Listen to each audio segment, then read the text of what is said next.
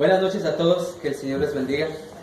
Me quería tardar 5 minutos para introducirme a mí mismo, pero ya veo que me ganaron, así que quiero decirles que mi nombre completo es Alejandro de Jesús Hernández Reyes. Y como dijo mi hermano Ismael, nací el 23 de julio del año 94, pero para Cristo nací el 11 de enero del 2011. Nací ese día para Cristo y créanme, hermanos, que a partir de ese día he sido muy bendecido, como cada uno de ustedes. Quiero que en esta noche hablemos de un tema, hermanos, un poquito complicado, pero muy importante para todos nosotros. Lo que es ser un cristiano en un mundo competitivo. La competitividad, hermanos, o las competencias son o es la capacidad para competir. Es así que las competencias son pericia o aptitud o idoneidad para hacer algo o intervenir en un asunto determinado. Tan importante es o son estas competencias que se han instaurado modelos a base de ellas. Si usted les pregunta a su hijo de preparatoria o quizá de secundaria, ¿cuál es el modelo en el cual él o ella está estudiando? Es un modelo por competencias. Porque el mundo secular, afuera, ha decidido centrar su atención en la competitividad de los infantes o los jóvenes que se forman. También en los trabajos vemos que hay que ser competentes. Y se menciona a la gente incompetente como no apta para realizar o llevar a cabo una tarea. Pero muchas veces, hermanos, cuando hablamos de competitividad dentro de la iglesia, nos quedamos callados o mejor decidimos dar vuelta al tema. Porque en alguna de esas ocasiones que nosotros intentemos hablar de competitividad, nos vamos a hallar incompetentes. Es así que hablar de competitividad para el Hijo de Dios, para el discípulo de Cristo, es etiquetarnos en algunos aspectos como incompetentes. Pero no es el fin de la Escritura, hermanos, etiquetarnos como incompetentes, sino más bien, por medio del ejemplo de la misma Escritura, poder ver luz de que nosotros mismos, nosotras mismas, a mis hermanas amadas, podemos llegar a ser hijos de Dios competentes. Podemos llegar a las metas, ojo, que Dios tiene preparadas para cada uno de nosotros.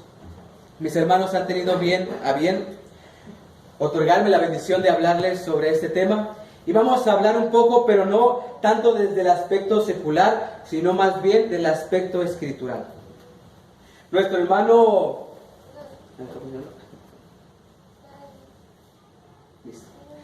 hermano Alejandro leyó un texto que me gustaría que volviéramos a leer para que introdujéramos al tema. Es en el libro del profeta Daniel, en el capítulo 1, versos 17 al 21. A estos 4 muchachos, a Daniel, a Misael, a Ananías y a Azarías, Dios les dio conocimiento e inteligencia en todas las letras y ciencias. Y Daniel tuvo entendimiento en toda visión y sueños. Pasados pues los días al fin de los cuales había dicho el rey que los trajesen, el jefe de los eunucos los trajo delante de Nabucodonosor. Y el rey habló con ellos, y no fueron hallados entre todos ellos otros como Daniel, Ananías, Misael y Azarías.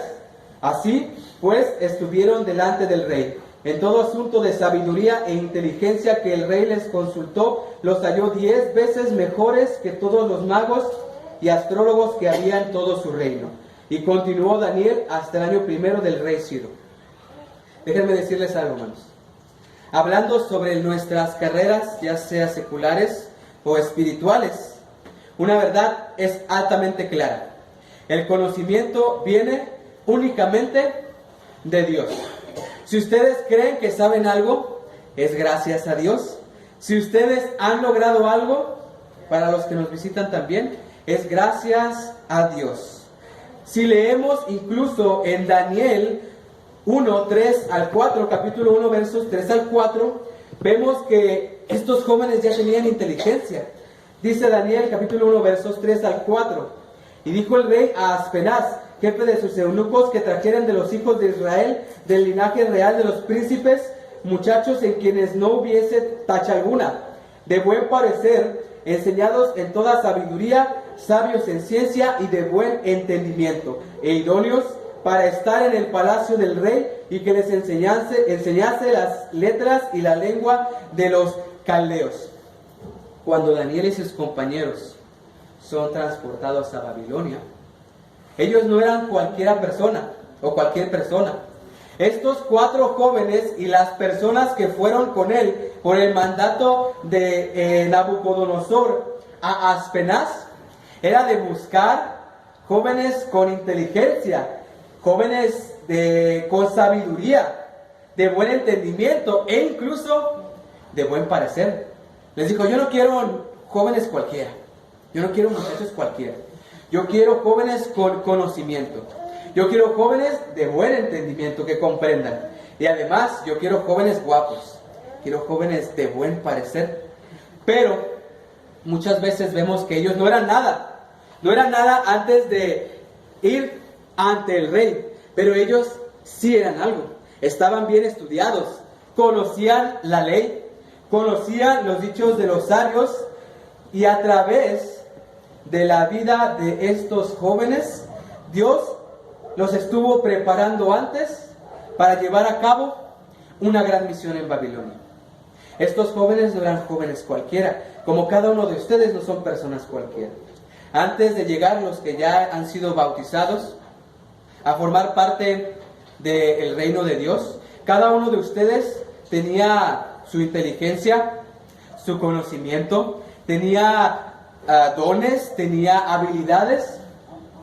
Pero es importante que entendamos que estos dones fueron gracias a Dios para que Dios pudiera manifestarse a través de ellos. Y nos preguntamos, ¿es que acaso Dios me está preparando para enfrentar una situación? Nosotros nos preparamos para cuando va a haber un terremoto o para cuando va a haber un incendio que hubo en la ciudad hace unos días, o algunos no se prepararon, por eso perdieron todo. Nos preparamos para aspectos a futuro que van a ocurrir en nuestras vidas, pero a veces no vemos que Dios nos está preparando para llegar a ese punto. Cuán maravilloso es entender que toda nuestra vida, antes de llegar a ser hijos de Dios, fue necesaria para llegar a ser hijos de Dios, y para que Dios utilice esa preparación para obrar una gran labor.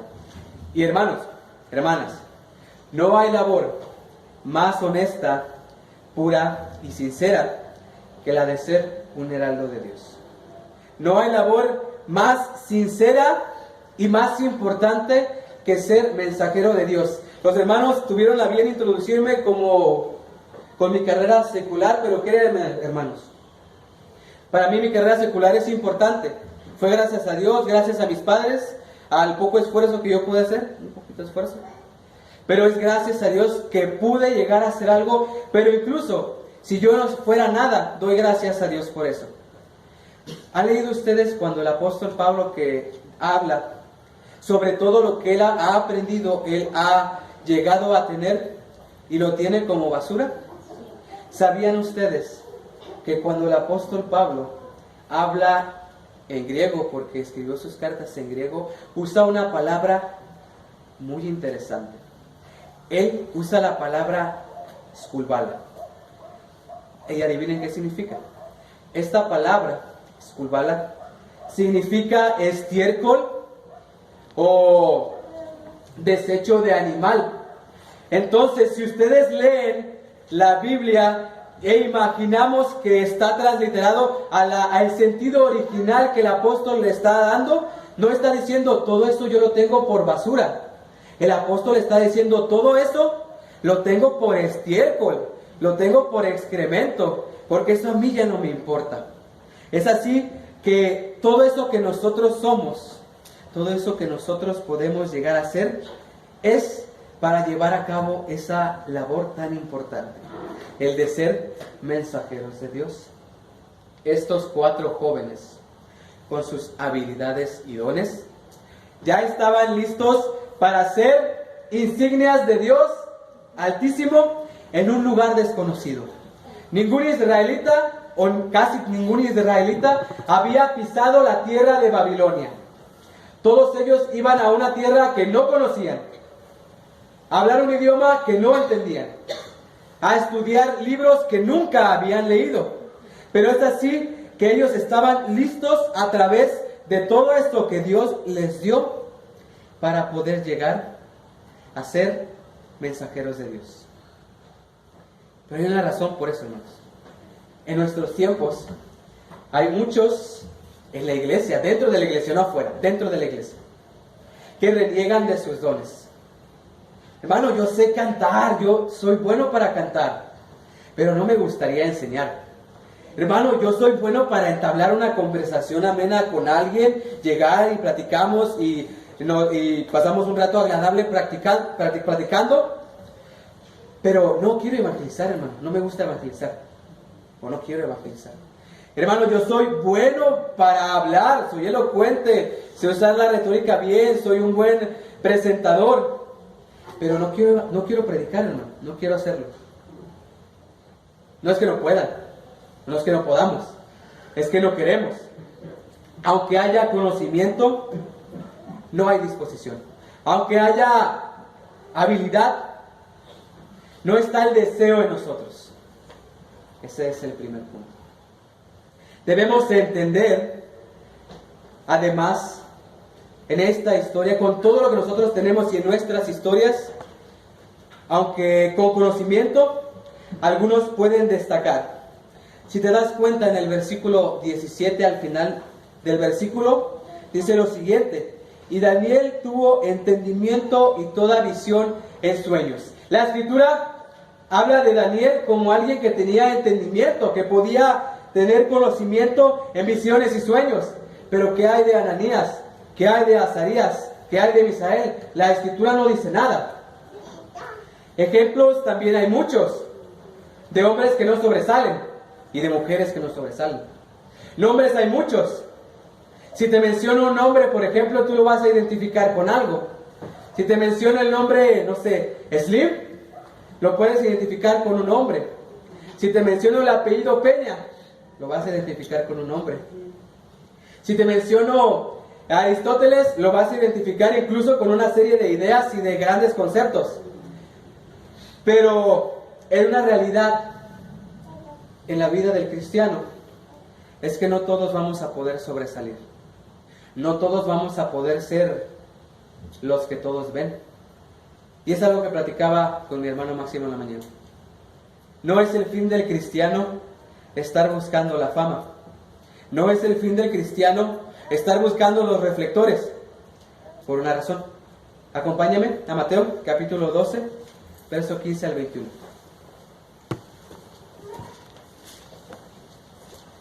Mateo capítulo 12, versos 15 al 21. Sabiendo esto, Jesús se apartó de allí y le siguió mucha gente y sanaba a todos y les encargaba rigurosamente que no le descubriesen, para que se cumpliese lo dicho por el profeta Isaías cuando dijo: he aquí mi siervo, a quien he escogido, mi amado, en quien se agrada mi alma. Pondré mi espíritu sobre él, y a los gentiles anunciará juicio. No contenderá, ni voceará, ni nadie oirá en las calles su voz. La caña cascada no quebrará, y el pábilo que humea no apagará, hasta que saque a victoria el juicio, y en su nombre esperarán los gentiles. Tenemos un ejemplo. Una gran competencia del cristiano es la discreción, no saber sobresalir. Pero hermano, es que algunos llegan a sobresalir, y es cierto. A veces podemos pensar: mira el hermano que predica bien, o el hermano que ora bien, el hermano que canta bien, o el hermano que, no sé, que da con disposición, que es benigno, que es bondadoso, es benevolente. Pero debemos entender que antes de todo eso hay una preparación. Algunos tienen ciertos dones naturales, y como dijimos antes, son gracias a Dios. Pero algunos otros, como por ejemplo el don de orar, que algunos de nosotros no tenemos, es una habilidad o una competencia que tenemos que formar, que formamos cuando la ponemos en práctica, que formamos cuando la usamos. Muchos de nosotros no tenemos esa clase de dones o esa clase de habilidades, pero es importante que sepamos que aún teniéndolo o sin tenerlo, es necesario que seamos discretos en esta situación. Es una competencia importantísima para el cristiano, porque muchos de las denominaciones ciertamente quieren ser los que se miran, quieren estar debajo del reflector, pero tienes un ejemplo de una persona que no buscó los reflectores, que cuando sacaba demonios, los demonios le decían: aléjate de nosotros, Jesús, Hijo de Dios, y él los reprendía. No hables, no digas que yo soy el Hijo de Dios. Él lo sabía, tenía bien presente todo el poder que tenía, pero entendía que era necesario ser discreto para que alguien recibiera la honra, y ese es Dios. Una competencia muy importante. Pero, sin importar si uno destaca o no, lo principal es que debemos tener en cuenta siempre ser agradables a Dios a través de los dones que tenemos. Somos buenos en algo, pero vean este ejemplo. Si ustedes consiguen un negocio e invierten en ese negocio, crece ese negocio, pero ese negocio no les está haciendo redituable, ¿qué van a hacer? Lo van a cerrar, lo van a vender, lo van a cambiar el giro, pero ciertamente ese negocio va a cerrar. Y hermanos, hermanas, Dios está buscando lo mismo. No porque seamos un negocio, sino porque en nosotros ha puesto habilidades, ha puesto competencias para que su mismo nombre sea glorificado. Es lógico que a través de los regalos que Él nos ha dado, Él busque fruto de ellos. Él busque ganancia de ellos. Que Él busque que su palabra sea multiplicada, para que así podamos ser agradables a Dios. Estos jóvenes lo sabían. Estos 4 jóvenes ya estaban preparados en sabiduría, en ciencia, en entendimiento, aún antes de haber ido a la deportación, aún antes de haber dejado la tierra que los vio nacer, aún antes de cambiar completamente el mundo en el que ellos vivían. Pero imagínate, si estos jóvenes que estaban a punto de ir a Babilonia no hubieran tenido el deseo o la disposición de ir, ¿qué hubiera pasado? ¿Cuál historia hubiera sido? ¿Cómo hubiera sido el libro de Daniel? ¿Cómo hubiera cambiado el testimonio de los hijos de Israel? Estos jóvenes ya habían, incluso antes de llegar a este punto de ser hallados 10 veces mejores que todos los sabios de Babilonia, demostrado lo que Dios les había enseñado. Regresemos al libro de Daniel, en el capítulo 1, versos 9 a 13, y verás que estos jóvenes tenían un alto compromiso con Dios.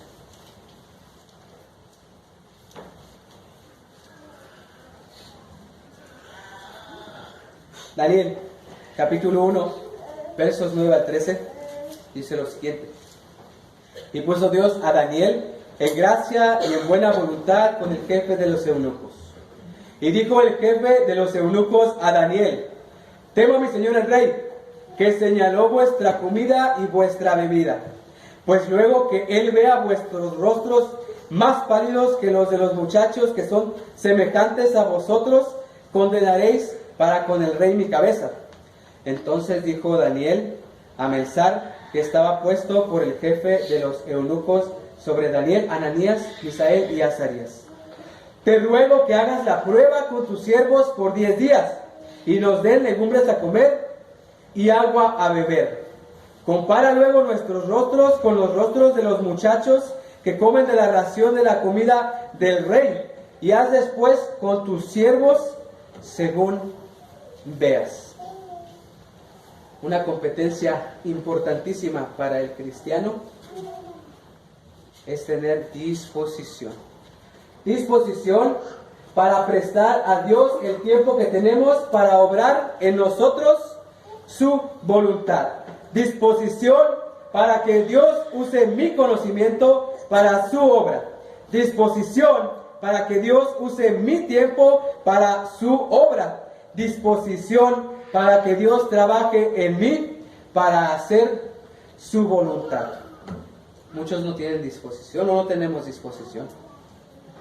A veces queremos hacer las cosas, pero la disposición se acaba cuando los hechos hablan. Si nuestros hechos van contra nosotros, nuestra disposición está muerta. El compromiso no era con el jefe de los eunucos.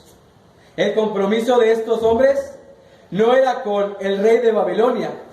El compromiso de estos muchachos se vio reflejado en los días que estuvieron comiendo legumbres y agua.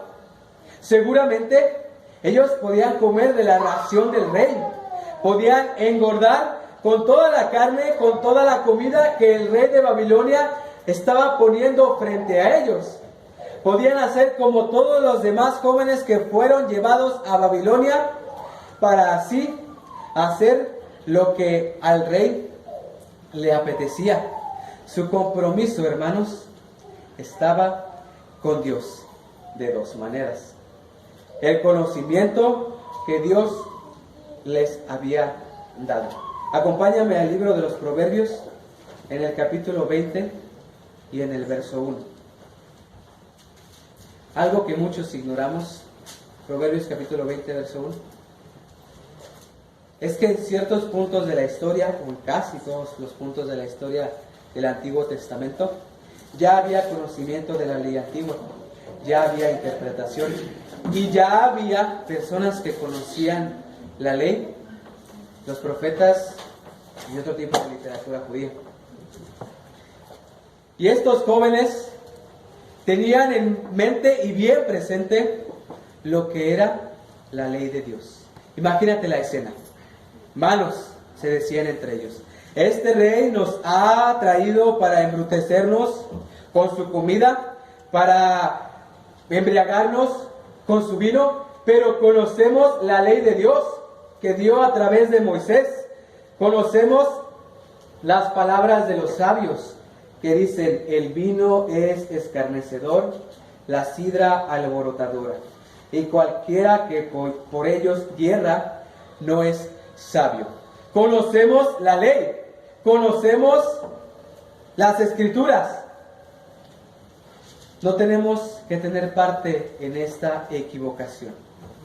El compromiso es primeramente a través del conocimiento, pero también es a través de la palabra que se da, la palabra de uno mismo. Y si regresamos al libro de Daniel, vemos que el mismo Daniel está haciendo un compromiso y dando su palabra. En el capítulo 1, verso 12, le dice a Mesar, te ruego que hagas la prueba con tus siervos por 10 días y nos den legumbres a comer y agua a beber. Compara luego nuestros rostros. Él dice, mira Mesar, vas a ver que después de 10 días, sin haber comido de la ración del rey que nos está dando, y comer solo legumbres y agua, vas a ver que vamos a ser mejores que los que están alrededor. Nuestros rostros van a ser mejores, y no porque yo lo diga, porque tú vas a ver y lo vas a comparar. Compara los rostros de estos tus siervos con los de los demás, y vas a ver que nuestro compromiso con Dios ha rendido frutos. Nuestra palabra está puesta sobre ello. Eso es compromiso. Eso es estar comprometido. Es así que el compromiso para estos muchachos era hacer caso a las palabras de Dios y a las palabras de los sabios que fueron reyes antes de ellos, para marcar diferencia entre los de Babilonia y entre los de Israel. ¿Cuán difícil es marcar diferencia entre el mundo y los cristianos? A veces no se nota la diferencia. A veces el cristiano está en medio de un grupo de personas del mundo, personas de afuera, y no se nota la diferencia. Porque el mundo se amolda del cristiano, o el cristiano se amolda al mundo, y no se amolda a las palabras de Dios. Para mí, cristiano del siglo XXI, que conozco los mandamientos de Dios, que conozco las maravillas que Dios ha hecho en esta tierra, que la creó, y en mi vida, tengo que estar comprometido y hacer caso al pacto que Dios ha hecho conmigo y que yo he hecho con Dios. Es importantísimo. Es importantísimo saber que una competencia del cristiano es el compromiso. Es de tener la habilidad para cumplir lo que nosotros proponemos a otros o a nosotros mismos en pro de agradar a Dios, en pro de cumplir su voluntad. A veces queremos cumplir nuestra voluntad y no la de Dios, porque pensamos que Dios no va a obrar su poder en nuestras vidas y nuestros miedos nos ganan, nuestro compromiso se derrumba. Pero entonces es tan importante tener siempre presente el compromiso que hicimos con Dios. ¿En qué momento, hermanos? En el momento, por eso les decía, yo nací el 23 de julio de 1994, pero yo el 11 de enero del 2011 hice un compromiso con mi Dios. El día que tú te bautizaste, hiciste un compromiso con Dios. A lo mejor se nos olvida, ¿ves? Hicimos un compromiso en el cual confesamos a Jesús como Señor, en el cual decidimos entregar nuestras vidas a Dios para que Él fuera glorificado y, como dice Pablo, ya no viviera yo, mas viviera Cristo en mí. Ese es el compromiso que todos nosotros, los que hemos pasado por las aguas del bautismo, hemos hecho. Estos jóvenes vivían bajo el Antiguo Testamento, bajo el Antiguo Pacto, pero el compromiso era más difícil. ¿Qué les pasaba a los que infringían el Antiguo Pacto? Irremisiblemente, una muerte irremisible. Nosotros, si fallamos a ese compromiso, no vamos a caer fulminados, no vamos a caer muertos. Cuán grande es la gracia para que el compromiso sea tan, pero tan fácil que podamos llegar y podamos obedecer. Pero ese compromiso se puede romper. Hace poco nos enteramos de una noticia muy amarga, muy agridulce. Hace poco, un hermano de la Iglesia de Cristo de Michoacán falleció a manos del crimen organizado. ¿Por qué razón? Por predicar la palabra. Y te digo que es una noticia agridulce, porque ciertamente se perdió un siervo, ciertamente se perdió un cristiano, pero se ganó muchísimo más. Y comentando con mi hermano Máximo, él decía, nunca había visto tanta gente reunida en un velorio, hablando de los que estaban ahí, por una persona. Él murió, este hombre murió por predicar el Evangelio. Espero que te sientas cómodo, porque el compromiso de este hombre fue cumplido hasta el último momento de su vida. Este hermano fue martirizado, porque esto es la definición de un martirio, el morir por la causa de Cristo, para que la palabra se siguiera esparciendo. Y el miedo se apoderó de los hermanos, estamos seguros, porque piensan, si eso le pasó a él, me puede pasar a mí, que soy seguidor de Cristo. Pero ahí entendemos las palabras del Señor Jesús, que dijo, el que persevere hasta el fin, este será salvo. El que persevere hasta el fin, este será salvo. Compromiso. Lo que a muchos nos falta, lo que a todos nos falta. Compromiso. En este punto tenemos que hablar también de un aspecto un poquito delicado. Y voy a tener cuidado con mis palabras. Cuando hablamos del orden en nuestras vidas, de Dios, mi familia y de todo lo demás, muchos caemos porque vemos que nuestras prioridades no están ordenadas bíblicamente. Nuestras prioridades no están ordenadas de manera que podamos agradar a Dios. Estos 4 jóvenes, Misael, Daniel, Ananías y Azarías, tenían sus prioridades bien fijas. La meta y la mirada está en Dios y nada más. Llegan los babilonios, nos quieren imponer lengua, nos quieren imponer cultura, nos quieren imponer su sabiduría, pero nuestra prioridad está con Dios. Pero después de que el conocimiento que nos dio Dios fue puesto en práctica, ¿qué más hay?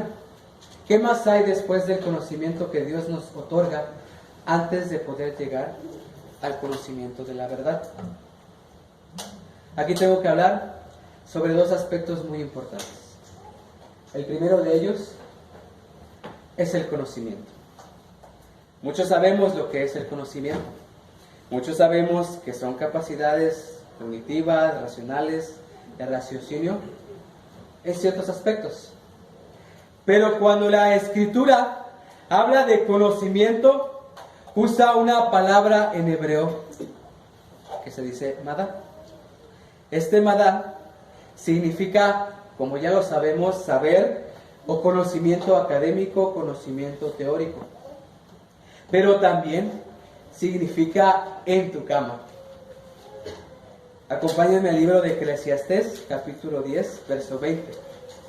¿Por qué significa en tu cama? Eclesiastés, capítulo 10, verso 20, dice de la siguiente manera. Eclesiastés, capítulo 10, verso 20. Ojo aquí.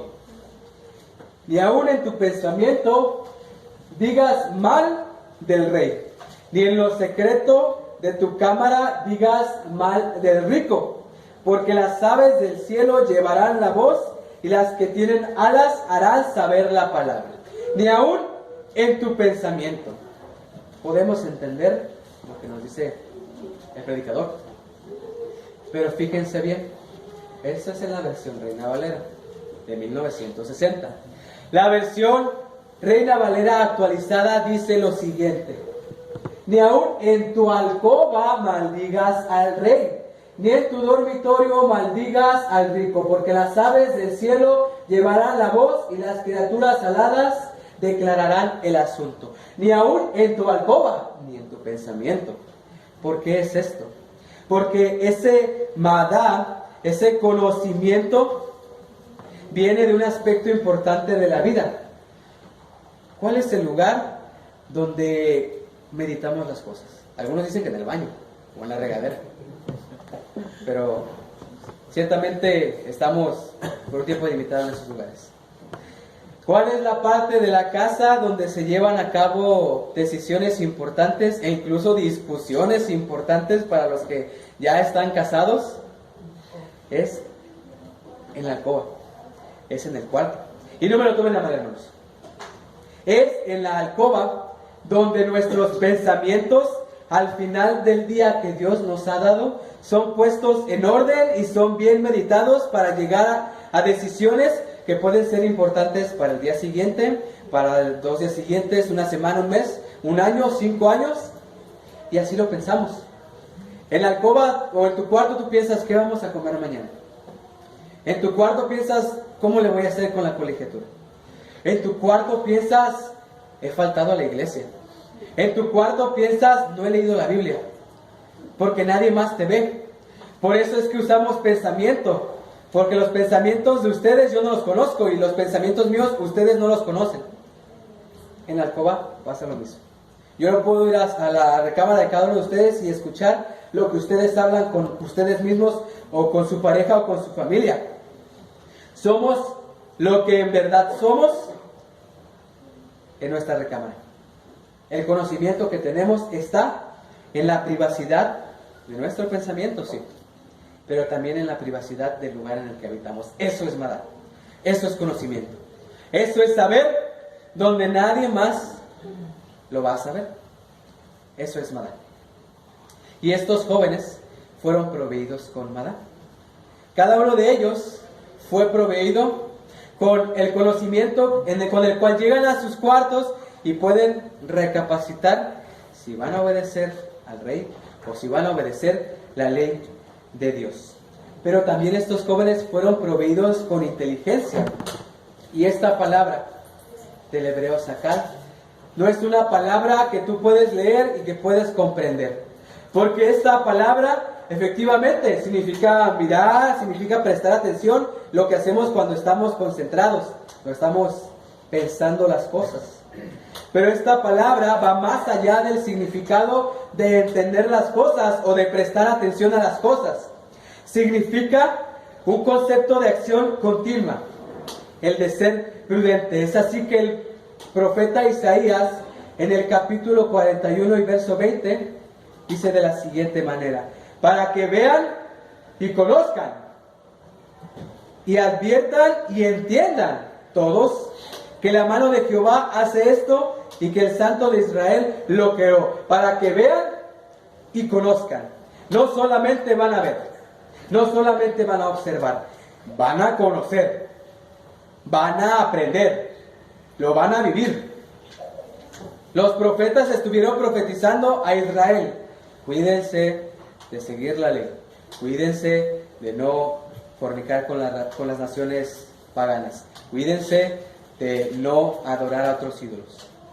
Y es así que ellos veían, pero no conocían, que ellos advertían, pero no entendían, y les estaban advirtiendo, hasta que el rey de Babilonia llegó para transportarnos.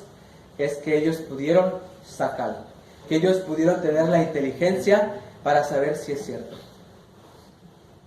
Es cierto lo que nos decían los profetas. Con esta inteligencia fueron proveídos estos jóvenes, con ese conocimiento, esa información que procesamos en nuestra intimidad, y la inteligencia, esa prudencia vivida, es con lo que Dios dotó a estos muchachos. Y es con lo que Dios nos dota día con día.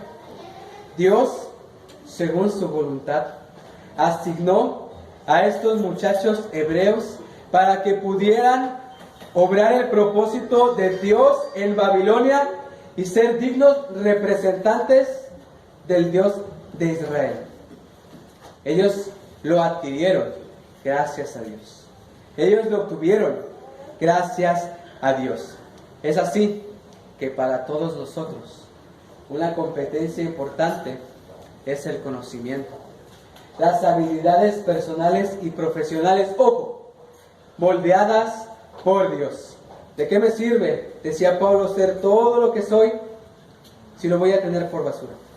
Todo esto que Dios me dio, lo tengo por basura. Yo les mencionaba, lo menciona la Escritura. Lo tenía por basura, pero lo usaba. Él usaba del conocimiento farisaico que tenía, del conocimiento en la cultura helénica que tenía. Lo tenía por basura, pero entendía que si este conocimiento no era moldeado por Dios para llegar a cumplir la voluntad que ahora Cristo les dejó a los apóstoles y a sus discípulos, este conocimiento no tenía sentido. Además, regresando a la historia de Daniel, esos jóvenes fueron proveídos con inteligencia. La habilidad práctica otorgada por Dios, derivada de la acción en sus vidas y también en nuestras vidas. Hermanos, hablando de prioridades, y quiero que me escuchen bien, cada uno de ustedes puede ordenar las prioridades como le dé la gana. Yo no les voy a decir, y nadie les va a decir, que las prioridades las tiene que ordenar, ni le va a exigir que lo haga. Cada uno de ustedes va a ordenar las prioridades a como ustedes deseen. Pero,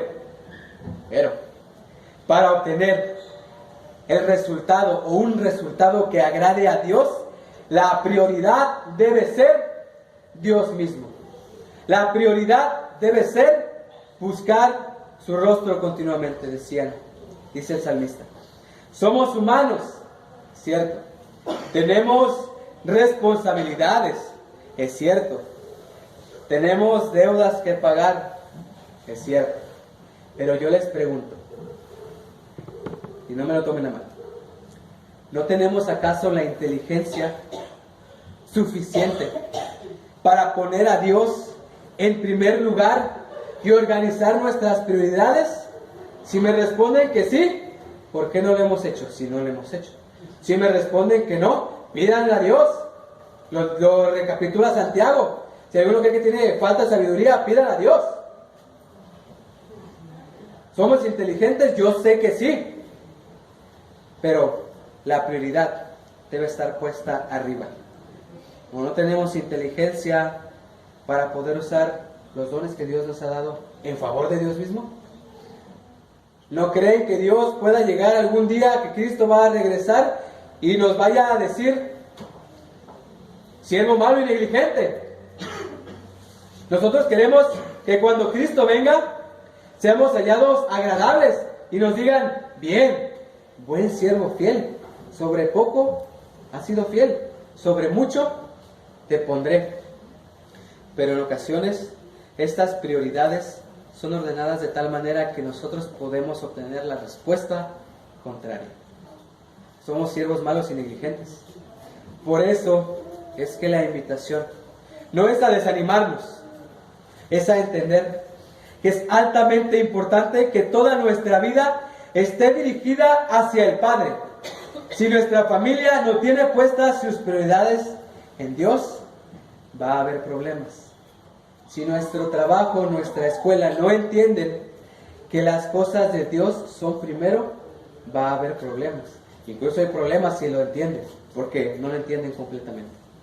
Si nosotros mismos no tenemos nuestra prioridad interna, nuestro maná, nuestro conocimiento, nuestro sacar, nuestra inteligencia bien puesta en Dios, las cosas no van a salir bien. Las cosas no van a funcionar. Es importante que tengamos las prioridades bien definidas. ¿Qué significa todo esto entonces? Muchas actitudes y competencias en el mundo secular podrían ser transportadas al ámbito cristiano. A lo mejor ustedes están pensando, mira, te faltó esto, esto y esto, porque hay muchas competencias. Es cierto y lo comprendo.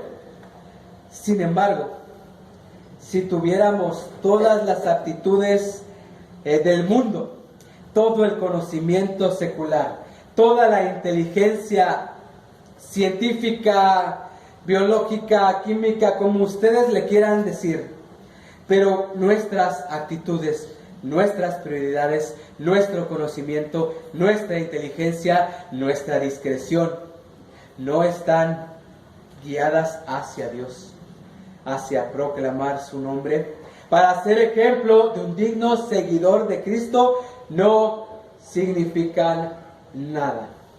Si usted, hermano o hermana, muy amado, amigo o amiga que nos visita, piensa que es algo y no lo es para Dios, la respuesta es suya. Para ser un cristiano competente, debemos tener siempre presente la palabra de Dios. Ella nos guiará y nos instruirá en el crecimiento. Tenemos miedos, es cierto. Tenemos dudas, es cierto. Pero vuelvo y repito, el que persevera hasta el fin, este será salvo. Y hay que perseverar no hasta el fin de nuestras carreras, no hasta el fin de nuestros estudios, no hasta el fin de nuestros trabajos, no hasta el fin de nuestra jubilación, hasta el fin de nuestras vidas. Ya sea que el Señor venga o que nosotros muramos, tenemos que seguir perseverando. Solo podemos o podremos ver la recompensa de una verdadera competencia si ésta está puesta hacia arriba. Si la competencia no está puesta en la dirección hacia la alabanza a Dios, es una competencia total y completamente banal. Es una competencia efímera. Es una competencia que si nosotros morimos, ahí se va a acabar. Es una competencia que va a terminar en el momento en que nosotros toquemos toquemos tierra cuando hayamos muerto. Estos 4 muchachos, Daniel, Misael, Ananías y Azarías, lo sabían. Tenían siempre presente la ley de Dios. ¿Podemos servir al Dios de Israel o podemos servir a los dioses de Babilonia? La decisión es completamente nuestra. Y en esta noche, la decisión es completamente tuya, hermano y hermano. ¿Quieres seguir al Dios de Israel? Adelante. ¿Quieres seguir al Dios nuestro? Adelante. ¿Quieres seguir al mundo? Adelante. Lo puedes hacer. La decisión está en nosotros y para nosotros es la misma. Podemos ser competentes en el mundo o podemos ser competentes para Dios. Que el Señor les bendiga. Amén.